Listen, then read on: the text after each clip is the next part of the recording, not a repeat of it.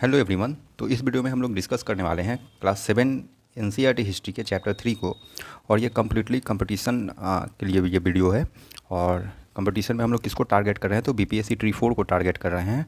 BPSC tree 4 में जो history paper है उसके लिए ये वीडियो काफ़ी इंपॉर्टेंट है, क्योंकि हिस्ट्री का सारा क्वेश्चन एनसीईआरटी से पूछता है। तो इसलिए हम लोग एनसीईआरटी को एक्सक्लूसिवली कवर करेंगे। इसलिए आप वीडियो में लास्ट तक बने रहें। और इस वीडियो में हम लोग क्या डिस्कस करने वाले हैं, तो इस वीडियो में हम लोग वो सारे पॉइंट्स, वो सारे टॉपिक्स को डिस्कस करने वाले हैं जो जहाँ से एमसीक्यू एराइज होगा। और आप इसका बेनिफिट एग्जामिनेशन में ही देखेंगे। इसलिए वीडियो 10 मिनट से भी कम समय का होगा, क्योंकि चैप्टर्स छोटे हैं लेकिन काफ़ी इंपॉर्टेंट है। तो आप वीडियो में लास्ट तक बने रहें, स्किप ना करें। साथ ही साथ जब यह वीडियो ख़त्म हो जाएगा तो सेकंड पार्ट में हम लोग लूसेंट को भी, इस चैप्टर से जुड़ा हुआ जो टॉपिक है लूसेंट का, उसको भी कवर करेंगे। तो आप वीडियो में लास्ट तक बने रहें। तो सबसे पहले हम लोग देखते क्या है कि इस चैप्टर में हम लोगों को पढ़ना क्या है, दिल्ली 12वीं से 15वीं शताब्दी। मीन्स 12वीं से 15वीं शताब्दी में हम लोग क्या देखेंगे कि कुछ सल्तनत पीरियड को भी ये टच करने का प्रयास किया है। तो हम लोग उसके भी क्वेश्चंस को देखेंगे जो इस चैप्टर में एराइज होगा। साथ ही साथ पहला क्वेश्चन जो हमारा एमसीक्यू का होगा वो क्या होगा कि दिल्ली इंपॉर्टेंट शहर कब बनता है, महत्वपूर्ण शहर कब बनता है। तो इसका जवाब होगा 12वीं शताब्दी। ये पहला लाइन है, ये फर्स्ट एमसीक्यू यहाँ से बन सकता है कि दिल्ली महत्वपूर्ण शहर कब बनता है, तो 12वीं शताब्दी में बनता है। क्योंकि इससे पहले का जो भी पोर्शन हम लोग देखे हैं एनसीईआरटी में, तो कावेरी डेल्टा जैसे क्षेत्र जो है वो इम्पोर्टेंस का केंद्र रहा है, महत्वपूर्ण केंद्र रहा है। तो आपका पहला एमसीक्यू कहाँ से बन रहा है कि दिल्ली महत्वपूर्ण शहर कब बनता है, तो 12वीं शताब्दी में बना है। दूसरा क्या है हम लोग देखेंगे इंपॉर्टेंट एमसीक्यू जो इस चैप्टर से राइज होगा, वो ये है कि दिल्ली को बसाने का श्रेय किसको जाता है। तो दूसरा एमसीक्यू यहाँ से आता है कि तोमर राजपूतों को जाता है। मीन्स तोमर राजपूतों के काल में ही दिल्ली किसी साम्राज्य की राजधानी बनी है। तीसरा चीज़ क्या है कि तोमरों को हराने का श्रेय किसको जाता है। मीन्स तोमरों से युद्ध किसका होता है, तो चौहानों का होता है। ये भी राजपूत ही थे। तो ये थर्ड एमसीक्यू आप यहाँ से देख रहे हैं। तो पहला एमसीक्यू आप क्या देखें, पहला देखें कि दिल्ली कब से महत्वपूर्ण शहर बना, तो 12वीं शताब्दी ऑप्शन में आ सकता है एमसीक्यू के फॉर्म में। दूसरा इंपॉर्टेंट क्वेश्चन कहाँ से बन सकता है कि तोमरों को हराने का श्रेय किसको जाता है, तो चौहानों को जाता है। और तीसरा इंपॉर्टेंट क्या है कि यहाँ पर है देहलीवाल कहे जाने वाले सिक्के ढाले जाते थे यहाँ पर। तो ये थर्ड एमसीक्यू है, फोर्थ सॉरी, कि यहाँ पर जो सिक्के ढाले जाते थे वो किस नाम से जाने जाते थे, तो देहलीवाल। आप इसका नोट्स भी बना सकते हैं, काफ़ी छोटा होगा। आगे हम लोग क्या देखते हैं कि कुछ शहरों का नाम देगा जो इस समय उभरा है, आपसे ऑप्शन में एमसीक्यू में डाल देगा और बोलेगा इनमें से कोई नहीं, या इसमें से कौन सा ऐसा शहर है जो दिल्ली के क्षेत्र में नहीं बसाया गया। तो आप उदाहरण यहाँ पर मैप में देख सकते हैं कि सीडी है एक शहर, जहाँपना है, दिल्ली एक ऊना है, फिरोज़ाबाद है ना। तो आप इस प्रकार से ऑप्शन में आपको पूछा जा सकता है, तुगलकाबाद है, आदिलाबाद है। तो इसमें से कोई एक ऑप्शन नहीं होगा, आपको उसको पॉइंट आउट करना होगा। अब यहाँ पर एक चार्ट दिया है, इस चार्ट को हम लोग लूसेंट वाले पोर्शन में कवर करेंगे, जो कि सेकंड वीडियो होगा, जो कि डिटेल में हम लोग करेंगे। यहाँ पर राजवंशों का दिया है चार्ट में नाम, जो कब किस समय आया है, किसका टेन्योर क्या रहा है। तो इसको हम लोग लूसेंट वाले में करेंगे। अब यहाँ पर एक इंपॉर्टेंट पॉइंट आ रहा है जो हमारा एमसीक्यू के लिए इंपॉर्टेंट है, वो ये है कि तारीख या तवारीख क्या चीज़ को दर्शाता है, तो इतिहास को ही दर्शाता है। ठीक है, तो ये आपका एमसीक्यू के लिए काफ़ी इंपॉर्टेंट पॉइंट है। फिर नेक्स्ट इंपॉर्टेंट पॉइंट क्या है इस चैप्टर में कि इन लोगों का शासन प्रशासनिक भाषा क्या था, तो फ़ारसी था। ये काफ़ी इंपॉर्टेंट है, किसका, सल्तनत पीरियड में जो प्रशासनिक भाषा था वो क्या था, फ़ारसी था। एक और क्वेश्चन यहाँ से बन सकता है कि ये जो तारीख या तवारीख लिखा गया किस भाषा में लिखा गया होगा, तो फ़ारसी में ही लिखा गया होगा। ये भी क्वेश्चन किया जा सकता है। नेक्स्ट क्वेश्चन ये भी हो सकता है कि तवारीख या तारीख या इतिहास सल्तनत काल में लिखने का काम कौन करते थे। तो आप बोल सकते हैं सचिव करते थे, प्रशासक भी किए होंगे, कवि भी किए होंगे, दरबारी भी किए होंगे, कोई भी हो सकता है। यह 4 ऑप्शन दे देगा, 5वां कोई और दे देगा। ठीक है, तो इस प्रकार से क्वेश्चन बन सकता है यहाँ पर। आगे हम लोग क्या देखते हैं कि कहाँ से क्वेश्चन बन सकता है, तो ये कुछ बातें ध्यान रखने के लिए दिया है कि तवारीख के लेखक कहाँ रहा करते थे, तो विशेषकर दिल्ली में रहा करते थे, या आप बोल सकते हैं शहरी क्षेत्रों में, अर्बन एरियाज में रहा करते थे। गांव में शायद ही कभी रहते हों, मतलब नगर में न है। तो आपका ऑप्शन क्या होगा, नगरों में रहा करते थे। कौन, तवारीख के लेखक, तवारीख मतलब इतिहास। आगे आप दूसरा पॉइंट क्या याद रखना है इसमें, वो क्यों लिखा करते थे। ये लंबा लंबा एमसीक्यू बन सकता है यहाँ से पॉइंट वाइज। तो आप बोलेंगे इनाम वगैरह के लालच में रखा करते थे। तीसरा क्या है, ये किस विषयों पर जोर देते थे, तो जन्मसिद्ध अधिकार और लिंग भेद। तो यहाँ से क्वेश्चन बनने का प्रबल संभावना है कि लिंग भेद और जन्मसिद्ध अधिकार पर जोर दिया करते थे ये तवारीख के लेखक। अब नेक्स्ट यहाँ पर इल्तुतमिश की बेटी रजिया के बारे में बोल रहा है, तो वो सत्ता पे कब बैठती है, तो 1236 में बैठती है। ठीक है। और उस युग के इतिहासकार मिन्हाज ए सिराज सल्तनत पीरियड में मिन्हाज ए सिराज था, इसके बारे में लिख रहा है। रजिया के बारे में तो उसी काल का रहा होगा, तो यहाँ से भी क्वेश्चन आ सकता है। नेक्स्ट क्या है कि कब से कब तक रही है, तो 4 साल का पीरियड आप कह सकते हैं, 1236 से 1240 तक रही है, तो ये भी एक क्वेश्चन बन सकता है एमसीक्यू। तो इस चैप्टर का इंपॉर्टेंट है। किसके बारे में, रजिया सुल्तान के बारे में कह रहा है, पहली महिला थी, ये भी आपको ध्यान में रखना। ये बॉक्स काफ़ी इंपॉर्टेंट है, यहाँ पर सारी महिला शासकों का उस दौर में या उसके थोड़ा सा आगे या पीछे के बारे में चर्चा है। किन्हीं 3 शासकों के बारे में, महिला शासकों के बारे में चर्चा है। पहला तो आप देख लिए कि सुल्तान इल्तुतमिश की बेटी रजिया के बारे में चर्चा है। तो रजिया जो है सिक्कों पर यह अंकित करवाती थी कि वह इल्तुतमिश की बेटी थी, मतलब वो अपने जेंडर को नहीं छिपा रही थी, अपने लिंग को नहीं छिपा रही थी। दूसरा चर्चा है किसके बारे में, तो काकतीय वंश के शासक रुद्रमा देवी के बारे में, काफ़ी इंपॉर्टेंट है। रुद्रमा देवी ये किस क्षेत्र में शासन करती थी, ये क्वेश्चन आ सकता है, आंध्र प्रदेश के वारंगल क्षेत्र में। और किस राजवंश से जुड़ी थी, तो काकतीय राजवंश से जुड़ी हुई थी, लेकिन यह अपने आप को पुरुष के रूप में प्रस्तुत करना पसंद करती थी। ठीक है, तो ये दोनों के नेचर में डिफरेंस है।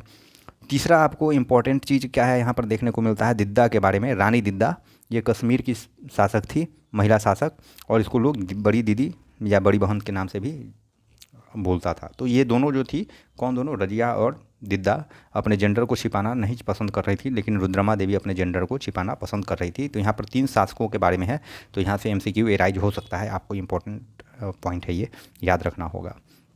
अब खलजी और तुगलक वंश के अंतर्गत प्रशासन के बारे में दिखा रहा है, जो सल्तनत पीरियड का ही है, तो इसको हम लोग देख लेते हैं। तो यहाँ से सबसे महत्वपूर्ण क्वेश्चन क्या आ रहा है, सबसे महत्वपूर्ण क्वेश्चन आ रहा है बंदगां।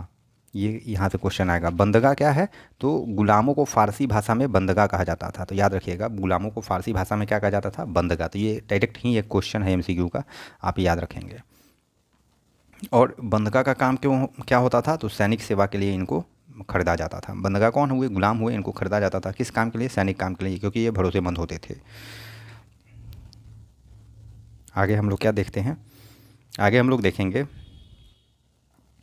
इन बंदगा को ऊंचे ऊंचे राजनीतिक पद पर भी बैठाने का काम किया जाता था।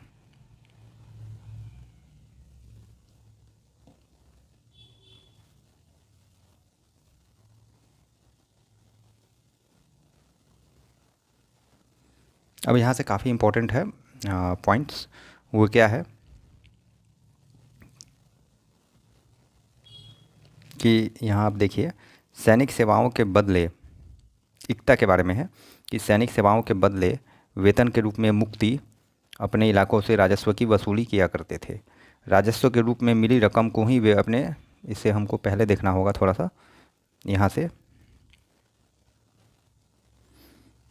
कह रहा है, पहले वाले सुल्तानों की तरह ही खलजी और तुगलक शासकों ने भी सेना नायकों को भिन्न भिन्न आकार के इलाकों के सूबेदार के रूप में नियुक्त किया है। वे इलाके इक्ता कहलाते थे और इन्हें संभालने वाले अधिकारी इक्तादार या मुक्ति कहे जाते थे। तो क्वेश्चन इक्तादार या मुक्ति से आएगा पहला। दूसरा क्या आएगा, इक्ता से आएगा।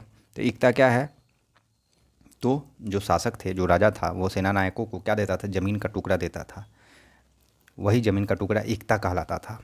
और इक्तादार क्या हुए, जिनका ये इक्ता हुआ, जिनको ये इक्ता दिया गया है, मतलब यहाँ से कर वसूलने का, लगान वसूलने का अधिकार इनको मिलता था। वही जो लगान वसूलेंगे यहाँ से इस इक्ता से, मान लीजिए ये टुकड़ा हुआ, इसका नाम इक्ता हुआ, और इस इक्ता से लगान वसूलने का अधिकार जिसको दिया गया वो इक्तादार या मुक्ति कहलाता था। और इक्तादार क्या रखता था, सैनिक वगैरह रखता था। इस सैनिक के मेंटेनेंस के लिए इसको लगान वसूलने का अधिकार दिया जाता था। दूसरा चीज़ आपको क्या याद रखना है, क्या ये मीन्स आज दे दिया गया किसी ए नाम के पर्सन को, ये इक्ता दे दिया गया, तो क्या इसके बच्चे को भी ये मिलेगा, नहीं, ये वापस ले भी लिया जाता था। ठीक है, तो आप इक्ता को ध्यान में रखेंगे। इक्ता क्या है, तो इक्ता राजा के द्वारा दिए जाने वाला ज़मीन का टुकड़ा है, जो किसको दिया जाता था, सेना नायकों को दिया जाता था। और इक्तादार कौन कहलाते थे, जो इनसे लगान वसूली करते थे, वही सेना नायक इक्तादार हुआ, या इक्तादार का ही एक नाम मुक्ति है। तो यहाँ से एमसीक्यू तो आना ही आना है, काफ़ी इंपॉर्टेंट है। नेक्स्ट हम लोग क्या देखते हैं, यहाँ पर हम लोग कर के बारे में देखेंगे कि क्या है कर। तो कह रहा है उस समय 3 तरह के कर थे। कृषि पर, जिसे खराज कहा जाता है, काफ़ी इंपॉर्टेंट पॉइंट है, यहाँ से एमसीक्यू आना है। कृषि पर जो कर लिया जाता था उसे खराज कहते थे, जो किसान की उपज का लगभग 50% होता था। याद रखिएगा, खराज कितना था, 50%। खराज किस प्रकार का कर है, कृषि पर लगने वाला कर है। फिर मवेशियों पर भी लगता था और घरों पर भी लगता था कर। ठीक है, तो ये हो गया। अब यहाँ पर बॉक्स दिया है, यहाँ से भी क्वेश्चन बनना ही बनना है। इस काल में खराज के अलावा कुछ अन्य भी कर लगाए जाते थे। पहला क्या है, खुम्स। खुम्स क्या होता है, युद्ध में लूटे गए माल पर लगने वाला कर। इस धन का 1.5 सुल्तान का एवं 4/5 सैनिकों का होता था। तो आपको परसेंटेज वाइज भी याद रखना होगा या फ्रैक्शन वाइज भी याद रखना होगा कि खुम्स युद्ध में लूटे गए माल पर लगने वाला कर है, और 1/5 सुल्तान लेता था और 4/5 सैनिक को दिया जाता था। ज़कात के बारे में चर्चा है। फिर ज़कात क्या है, यह एक धार्मिक कर था जो मुस्लिमों की आय का 2.5% या 1/40 भाग था। मतलब मुस्लिमों की आय पर बहुत इंपॉर्टेंट है, ये आपसे पूछ सकता है। ज़कात की मुस्लिमों की आय पर लगता था कितना परसेंट, 2.5% या 1/40। लोकप्रिय मतों के अनुसार इसका आरंभ पैगंबर के द्वारा किया गया था और इसे सभी मुस्लिमों के लिए अनिवार्य कर दिया गया। सल्तनत एवं मुगल काल में व्यापारियों से आयात निर्यात पर 2.5% ज़कात वसूला जाता था। व्यापारियों से आयात और निर्यात पर कितना कर लगता था, 2.5%। ठीक है, तो ये सब सल्तनत पीरियड के टाइम का है। जजिया के बारे में कह रहा है, गैर मुस्लिमों से लिया जाने वाला कर था जो उन्हें जिम्मी या संरक्षित नागरिक का दर्जा, मतलब सुरक्षा के लिए, है ना, कि आप सुरक्षित हैं, इसलिए वसूल किया जाता था। सल्तनत काल में इसकी वसूली खराज के साथ की जाती थी। लेकिन फिरोज शाह तुगलक ने जजिया को, देखिए यहाँ से काफ़ी इंपॉर्टेंट है, फिरोज शाह तुगलक वह शासक है जिसने जजिया को एक अलग कर के रूप में संग्रहित किया। ठीक है, तो फिरोज शाह तुगलक का नाम भी काफ़ी इंपॉर्टेंट है। तो ये सब एमसीक्यू का रीजन है, यहाँ से एमसीक्यू आएगा, नहीं तो कहाँ से आएगा, इसलिए आपको यही पढ़ना होगा। आगे हम लोग क्या देखते हैं, जहाँ से क्वेश्चन आए, इब्न बतूता के बारे में आप यहाँ से इन्फॉर्मेशन रख सकते हैं कि अफ्रीकी देश मोरक्को से 14वीं सदी में भारत आए इब्न बतूता ने। तो मतलब इब्न बतूता कहाँ का था, तो मोरक्को का था। कब आया, 14वीं सदी में आया। तो ये आपको याद रखना है, यहाँ से इतना ही इम्पोर्टेंट है। नेक्स्ट हम लोग क्या देखते हैं, चंगेज खान के नेतृत्व में मंगोलों ने 1219 में उत्तर पूर्वी ईरान में ट्रांस ऑक्सियाना यानी कि आधुनिक उज्बेकिस्तान पर हमला किया। तो ये भी क्वेश्चन इंपॉर्टेंट है कि 1219 में उज्बेकिस्तान पर हमला किया कौन, तो चंगेज खान। तो यहाँ से भी एक एमसीक्यू बन सकता है। आगे अलाउद्दीन खिलजी और मोहम्मद तुगलक के शासनकाल के आरंभ में दिल्ली पर मंगोलों के धावे बढ़ गए थे। मतलब अलाउद्दीन खिलजी और मोहम्मद तुगलक दोनों के समय में ये मंगोलों का आक्रमण बढ़ गया था। इससे मजबूर होकर उनको विशाल सेना खड़ा पड़ना पड़ा था। ठीक है, 15वीं तथा 16वीं शताब्दी में सल्तनत के बारे में कह रहा है कि 1526 तक दिल्ली तथा आगरा पर सैयद तथा लोदी वंश का शासन रहा है। ये हम लोग एलुसेंट वाले में अच्छे से देखेंगे। उनकी राजधानियाँ समृद्ध थी और राज्य फल फूल रहे थे। इसी काल में अफगान तथा राजपूत जैसे नए शासक उभरे। अब आप आगे आप देखिए, शेर शाह सूरी के बारे में यहाँ पर ध्यान रखना है, काफ़ी इंपॉर्टेंट है कि शेर शाह सूरी 1540 से 1545 ने बिहार में अपने चाचा के छोटे से इलाके के प्रबंधक के रूप में काम शुरू किया। आगे चलकर उसने इतनी उन्नति कर ली कि मुगल सम्राट हुमायूं को भी हरा दिया। ठीक है, तो मुगल सम्राट हुमायूं को हराने का श्रेय किसको जा रहा है, शेर शाह सूरी को जा रहा है। सूरवंश स्थापना किया, केवल 15 वर्ष तक ही चला था। कब से कब तक चला, 1540 से 1555। ठीक है, आगे आप क्या देखते हैं, लेकिन इसके प्रशासन ने अलाउद्दीन खलजी वाले कई तरीकों को अपनाकर उन्हें और भी चुस्त बना दिया। तो ये भी क्वेश्चन यहाँ से पूछ सकता है कि शेर शाह सूरी ने प्रशासनिक व्यवस्था में किस अन्य राजा के तौर तरीकों को चुना, तो शेर शाह सूरी ने चुना। किसके, तो अलाउद्दीन खलजी के। आगे सम्राट अकबर के बारे में कह रहा है, जो 56 से 1605 तक शासन करते हैं, कि जब मुगल साम्राज्य को समेकित किया तो उसने अपने प्रतिमान के रूप में शेर शाह की प्रशासन व्यवस्था को ही अपनाया था। तो ये भी पूछ सकता है कि अकबर ने किस शासक के, किस बिहारी शासक के प्रशासनिक तौर तरीके को अपनाया, तो अकबर ने शेर शाह सूरी के प्रशासनिक तौर तरीके को अपनाया। तो इतना ही एमसीक्यू इस चैप्टर से ही निकल सकता है। तो आप इस वीडियो को लाइक करें, चैनल को सब्सक्राइब करें, ताकि अभी सेकेंड वीडियो हम लोग लूसेंट का लाएंगे, जिससे ये सारा पोर्शन डिटेल में कवर हो जाएगा। तो एनसीईआरटी तो आपका कवर हो गया, यहाँ से नंबर आना ही आना है, लेकिन कॉन्फिडेंस के लिए हम लोग लूसेंट को भी कवर कर लेंगे। चैनल को सब्सक्राइब कीजिए, वीडियो को शेयर कीजिए। Thank you.